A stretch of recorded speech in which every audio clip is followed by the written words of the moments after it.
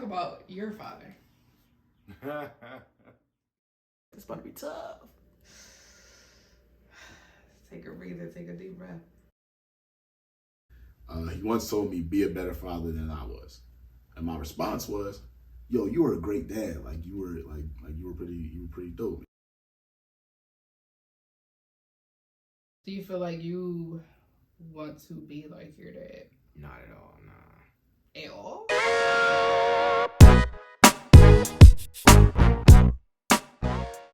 The father figures I had in my life were all my uncles, primarily my Uncle Mike, because I lived with him. I lived with you guys. My dad was never really around. He was in and out of the household. We moved from New York to Pennsylvania when I was around about 10 or 11 years old. And we even lost even more contact then. At least when I was in New York, he popped in and out every now and then. But once we moved to Pennsylvania, I haven't heard from him probably for almost the next 20 years of my life. I didn't necessarily think that it affected me that much, maybe like it might some other people, because I never felt like I held a grudge. But I think a lot of it had to do with because my uncles were around as a father figure. I think if maybe my uncles weren't around, then maybe it might have affected me more like some other people do. But I never felt like I held a grudge against my father. I never felt like I hated him. I had my oldest daughter when I was 20 years old, so I felt like I didn't have any time to have to be holding grudges. I had to be a father myself, and I definitely didn't want to be what he was.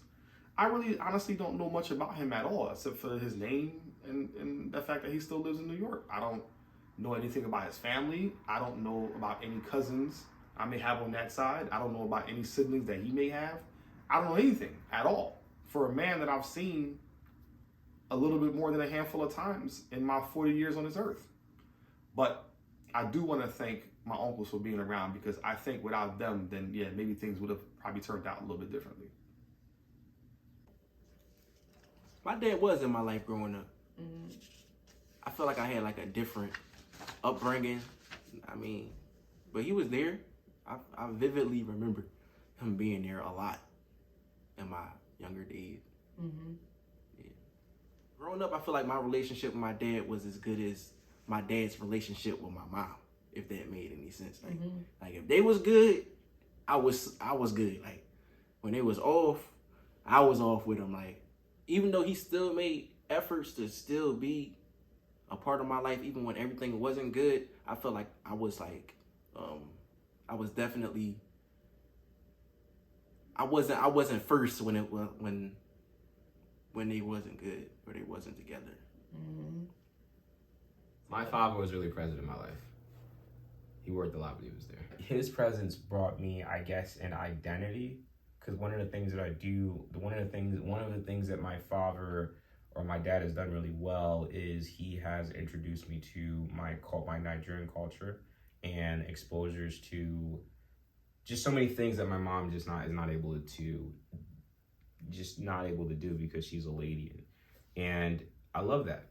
I take pride in being Nigerian. I take pride in being Igbo. I take pride in a lot of traditional things that happen. I take pride in how I handle myself as a Nigerian American, and I see very clearly how other guys that are in my life, in my circle, I see how they maneuver. I see their thought process. I see how they reason and what moves they make, how irrational and inefficiently emotional that they are. And it stems from like, yo, I could tell you don't have a dad in your life. Like I could just perceive and know like, all right, yeah, this homie grew up without his dad. You know what I mean? And I take pride in knowing that. I think if you come across me, you don't get that vibe. I think you know a dad was present in my life, and I thank him for that. So that would be for me what his presence gave me.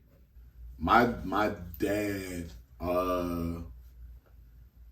set a certain standard for living that I tried my best to, and I still to this day try my best to meet. I don't have any children yet. The only advice my father has ever given me about fatherhood was he once told me, "Be a better father than I was," and my response was, "Yo, you were a great dad. Like you were pretty dope." And he was like, "Yeah, I know, and you could be better, because every mistake that I may have made or may not have made, you have a chance to not make and whatnot." And I think fatherhood is extremely important. Like I work with adolescents in Philadelphia, and I'm very easily able to identify if a kid has a proper male role model in their lives. And fatherhood isn't just about being a father to your own children. Fatherhood is can you be a good older cousin? Can you be a good uncle? Can you be a good role model for somebody else? Because no matter who you are, there's somebody watching you. And one thing I've learned about parenthood is you'll only ever be two things to children. You'll be a great role model or you'll be a horrible reminder. But kids will learn from either. So for me, having a great role model like my father, it gives me a standard to try to meet. And him being around made it so that I didn't make certain mistakes, right? And certain mistakes that I might have made, I had somebody there to clean up my mess. And unfortunately, for a lot of people that look like me, we don't always have that male influence there to pick us up when we fall. And we have to learn to pick our own selves up. And that's an extremely difficult thing to do for kids and adolescents. I think with all the things that we go through in life, you can approach the situation 50-50, meaning if you see your father hit your mother, you can either grow up to be a woman beater yourself, or you can decide that's not the man I want to be and never put your hands on a female. For me and my father not being around, I went in the direction where I felt like because he was never around, I don't want to be that to my children in the future. And I understand some people go the other route because their fathers weren't around, they decide to be the same way. But I just never understood how you can have kids and just not be there for them, to see them, to help them mold and protect them and love them. I dote on my kids all day long, probably more than I should in some people's opinions, but I would never want them to grow up the way I grew up. But again, I was fortunate enough to have my uncles around, so it wasn't all that bad for me. I know some people's situations aren't like that. Do you feel like it affected you coming into manhood? As far as coming into manhood, I do wonder sometimes how things would have been different if he were around. Would I have made some better decisions? Would I have made some better financial decisions? I don't know because I don't really know the type of man that he was. I don't know what traumas that he went through when he was young. I don't know if his father was ever around or not around. So for that reason, I can't necessarily pass judgment or hold any grudge against him because as I get older in life, I realize it is not really just about me. He probably went through the same thing when he was young also, which probably made him in turn be the way he was towards me. Maybe his father wasn't around, so he feels like there was really no need to have to be like that. I'm not exactly sure. That's a question I'll probably never have answered. Or maybe don't even really care to have answered because at this point, to me, it just doesn't really matter. What type of contact are you guys in now? We have no contact whatsoever. I haven't talked to my father in almost 13 years. The last time I spoke to him was when my grandmother passed away. He showed up at the funeral unexpectedly. Wasn't even expecting him to be there. Didn't even know he knew anything about it. We talked for the brief moment that he was there. It felt weird because I didn't really know what to talk to him about. But again, I wasn't angry. I was happy to see him for that moment, and I wished him well, and that was it. Yeah, he did what he had to do, but he wasn't perfect. He definitely wasn't perfect. I definitely want to be a stronger father figure than he was. I think that, and I don't know. I think that his relationship with me was good, but then I can absolutely see how it got watered down with my other siblings, where my relationship with him is much better than his relationship with all my other siblings. And then I also see how crappy, no offense to my siblings, I love y'all. I also see how crappy decisions they make, where it's just like, why would you even think that was a smart thing to do? And I can almost attribute that to how the relationship with my dad, you know what I mean? And it's just like, if my dad would have maintained the same level of fatherhood that he had in my life across the board, I think there would be different outcomes for my siblings, or at least in the way that they carry themselves. But then I also don't know because maybe I'm just me, you know what I mean? So I don't know, but I don't like how, I don't know. I would want to be a type of father where everyone equally got the same exposure of me, if that makes any sense. Right? So everyone should be able to maintain the same type of outcome. I think now you can see more chinks of him, but like I don't think that we've growing up, me and my dad did not have these like touching father son conversations or things of that nature. It was more like, do what needs to get done, the type thing. But it wasn't a situation where, he was very open with his feelings and things of that nature. No, not at all. I'm talking about it. My dad is actually a Marine. Oh, okay. So, things like personal grooming, work ethic, consistency, having proper leadership skills, having proper listening skills, was definitely a big thing for him. Now, again, he wasn't, like, my dad was never active in service for as long as I've been alive, right? So, and my dad was never like the drill sergeant that you might think anybody, a parent in the armed forces would be. He definitely gave me the space to grow and be who I was. But if he felt like I was being too much of a follower, that was definitely something that would be addressed for how I should act. He was always a stickler about how he felt certain black men should just like carry themselves, and certain things that should be socially acceptable versus not socially acceptable. I think if I could turn back the hands of time, I would like to have a conversation with the younger version of my dad, to see what he was like. What did he go through? I know where he's from, but I don't know where he's from. If that makes any sense. I don't know what life was like for him as a child or what traumas he may have dealt with. I feel like if I could have probably gotten a better understanding of that, maybe I can probably tell you more accurately if I have any resentment or not. I think I would be upset to know that he did have a support system and that his parents were very loving to him, but he just decided to not be that way towards me. I think I would feel a great deal of pain, but I don't think I could be mad at him if he went through the same things. And at that point, he's only acting out what he knows. But again, I feel like we all deal with certain things 50-50. You'll either lean towards, I don't want to be that way, so let me be better, or I'm going to be that way because that's all I've ever known. Which way you go, I don't know. Maybe society helps with that. Maybe your background, maybe where you're from, where you live, where you've grown up. Maybe all these things have a factor in how that plays out. For me, I got dealt a different hand, but my hand was made the best of it by the support of my family. So yeah. Honestly, if my dad was to reach out now, I think the more mature me would not mind having a conversation with him. But at the same time, part of me feels like, what's the point? And then maybe that's probably where I would need to talk to somebody and figure out, like, is this something I should do?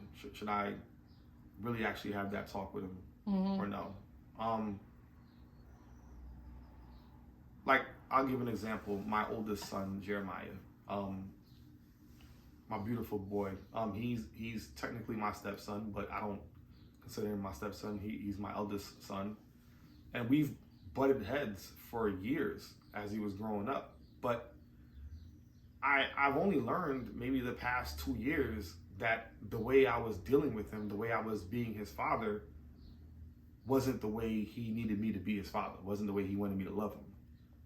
He's more of the soft-spoken type. He doesn't respond to the screaming and the yelling and the authority. He's more of a conversationalist. And it wasn't until I realized that I needed to approach him a little bit differently that I can have more of a better relationship with him. Now, I have a little bit of a better relationship with my other 3 boys, but that's because I also got them when they were babies, so I was able to mold them a little bit differently. But I think we're at a better position now. We seem to understand each other, but I also just always want him to understand, like, no matter what happens, I will always love you and I will always be there to guide you mentally, physically, spiritually, whatever I can do, even though his actual real father isn't around. And I had to let him know that for whatever reason his real dad wasn't around, he's an idiot. because you're everything to me. And I'll always be there for you to my dying day. And I will never treat him like my father treated me, even though I really don't know why my father treated me that way. Yeah. But I also think me being in the right state of mind allows me to be able to handle them the way I need to. You know? Yeah.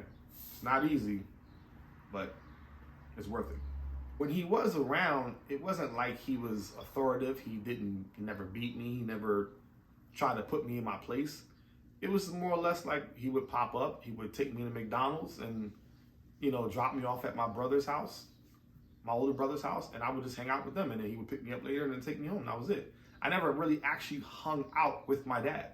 I don't even know what kind of guy he's like. Was he cool? Was he not cool? I mean, from what my mom told me, he was charismatic. I don't know, maybe he smoothed the pants off of her. That's how I got here. Clearly. That's what I heard. I heard he was very charismatic. I heard he was a very nice guy. He had a very dope personality. My mom tells me all the time I have a lot of his ways as far as that goes. But my mom also told me that he was a pretty big liar. I don't know what that really meant. She never really got too deep into it. I think part of me was also actually kind of afraid to ask her, because I don't know if he really did anything to hurt her feelings. And I don't want to see my mom hurt, so I just never really bothered to ask.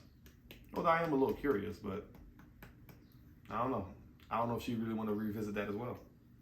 I mean, 9 times out of 10, that probably means he hurt her feelings. Probably did. And I would hate to know how he did or why he did, but... Because they was married, right? No. They wasn't married, okay. They were never married. As far as I know, if I'm not mistaken, I think my mother said he was only ever married to one woman, and that was my oldest sister's mom. Okay. Yeah, which is his first baby mother. And after that, it was just pretty much, he was a rolling stone after that, so, yeah. I feel like being taught how to be a man was kind of like blurred, sort of, kind of, because it's like I see things, I see, like, as far as like the OGs in my life or my dad, it's like you moved a certain way as a man, but then you show me, oh, this is the way how you do something. But then when I grew up, I start seeing it from like an adult's perspective, and I'm like, you know what? I really ain't like how you was moving when I was younger, and you wanted me to be like that. So now it's like, it's a little bit of what they say mixed with what I learned and my own experience, and it's kind of like a blend of both. Even though when you grow up, it's like, yeah, you necessarily wasn't doing the right thing, and I don't know if I want to follow that, but I'm gonna definitely try to like take what you say and then spin it to like what I think should be the good thing to do for me. So do you think he was a good example?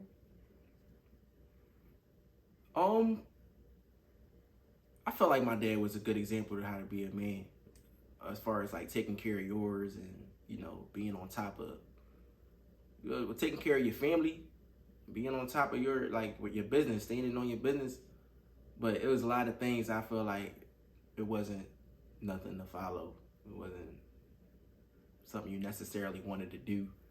And if you did want to do it, you got to know all the other stuff that comes with it. I think for me, one of the things that it makes me want to do is be super rich so that I don't have to spend time on working to make money to take care of my family. That I am present and I can take care of family by actually being present. So that is one of the strong drivers for me right now in life, is just to make sure that I buy as many apartment buildings as I can. I flip as many houses as I can. I do as many new construction projects as I can.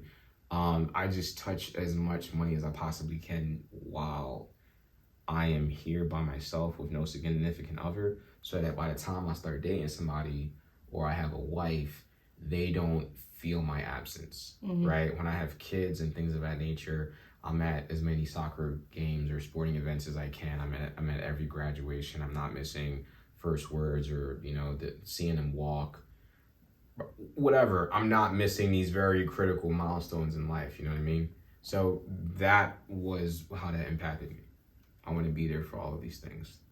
Man, I think the thing that makes you a man is taking care of your priorities, being accountable for your actions, and having hindsight.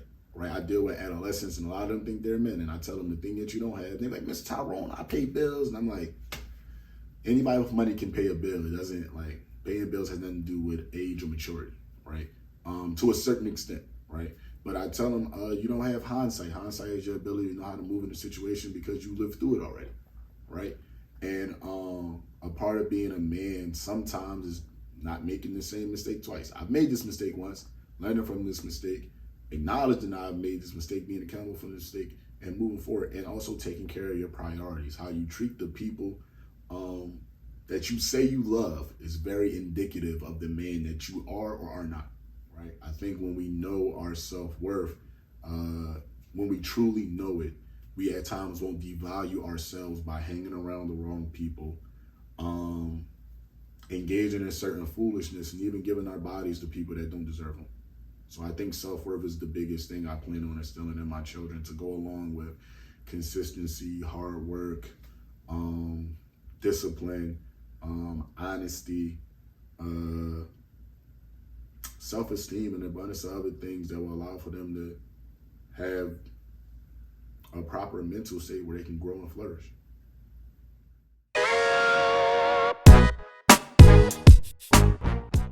The topic of fatherhood came up because I feel like the best way to understand somebody is to know where they came from. And part of where we come from is, you know, our relationship with our parents that develops who we are as children. You know, with men, they're predominantly going to look at their father and decide if that's who they want to become, who they don't want to become, or a little bit of both. Actually, that was one of the things I found interesting when I did start questioning these guys, was when Eldrick said, you know, he took from the lessons of his father, but also sprinkled in some of what he liked and didn't like, and did what was best for him. And that's what we do as adults. Well, we should do as adults. Another thing that I found interesting was when I asked the question on manhood. After I asked the question on manhood, I tend to get a pause. Like, these guys are talkative guys. So, you know, to hear that pause and, you know, kind of stop and reflect and be like, wow, I never thought about that. It gave me insight on what the reason that I bring up the question in the first place. I feel like, generally speaking, what society tells people that makes them a man is not really like the real definition of a man. And I feel like that's why we've gotten to a place where people are bringing out all these negative influences. They're speaking down on a lot of things, and the people with the louder voices are, I'm gonna just say, they're not the type of person that I would want my brothers, younger cousins, or sons to become. So yeah, that's why I asked the question on manhood. And that's also why I did this docuseries altogether. So we could get some more positive voices out there, and so we could actually have people sit back and think and reflect before they speak.